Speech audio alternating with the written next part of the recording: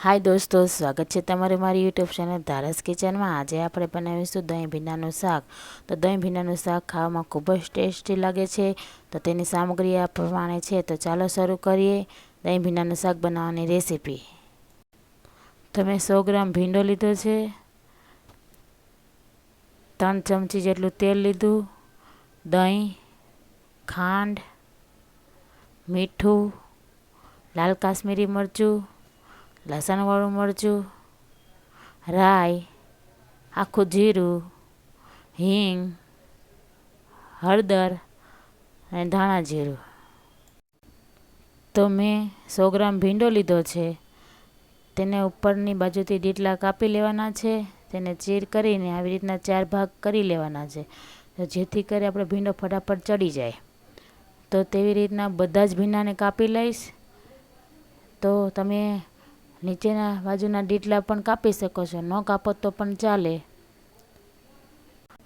તો આપણે એક તવી લેશું। તવી ગરમ થાય એટલે તેમાં 3 ચમચી જેટલું તેલ ઉમેરીશું।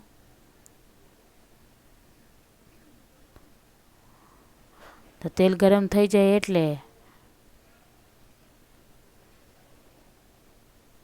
આપણે તેમાં અડધી ચમચી જેટલી રાઈ ઉમેરીશું। તો તેની સાથે આપણે અડધી ચમચી જેટલું જીરું પણ ઉમેરીશું।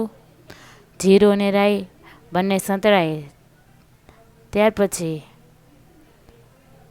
તેમાં આપણે અડધી ચમચી જેટલી હિંગ ઉમેરવાની છે। તો આપણે ભીંડો ઉમેરી દેવાનો છે। તો સ્વાદ પ્રમાણે મીઠું પણ ઉમેરીશું અને 1 થી 2 મિનિટ સુધી આ ભીંડાને સાંતળવાનો છે। આપણો ભીંડો 1 થી 2 મિનિટ સુધી સાંતળી લીધો છે, એટલે તેમાં આપણે અડધી ચમચી જેટલી હળદર ઉમેરવાની છે અને તેની સાથે અડધી ચમચી જેટલું ધાણા જીરું પણ ઉમેરી દેવાનું છે। તો હવે આ બધા મસાલાને સારી રીતના મિક્સ કરી દેવાના છે અને 15 થી 20 મિનિટ સુધી આ ભીંડાને ચડવા દેવાનો છે। તો 15 થી 20 મિનિટ થઈ ગઈ છે, તો આપણે ચેક કરી લઈએ। તો તેને એકવાર હલાવીને જોઈ લેવાનો છે કે નીચે આપણો ભીંડો બેસી નથી ગયો ને। આ ભીંડાને ધીમા ગેસ ઉપર જ ચડવા દેવાનો છે અને ચાકુની મદદથી આવી રીતના આપણે જોઈ લેવાનું છે। તો આપણો ભીંડો સરસ ચડી ગયો છે, તમે જોઈ શકો છો આપણો ભીંડો કેવો સરસ ચડી ગયો છે। એટલે હવે આપણે તેમાં અડધી ચમચી જેટલું લાલ કાશ્મીરી મરચું ઉમેરીશું। તેની સાથે આપણે અડધી ચમચી જેટલું લસણવાળું મરચું પણ ઉમેરી દઈશું। તમે જો તીખું ખાતા હો તો તમારે વધારે ઉમેરી દેવાનું। મરચું ઉમેર્યા પછી તેમાં અડધી ચમચીથી ઓછી ખાંડ ઉમેરી દેવાની છે। તમે ખાંડ ન ખાતા હો તો સ્કીપ કરી દેવાની।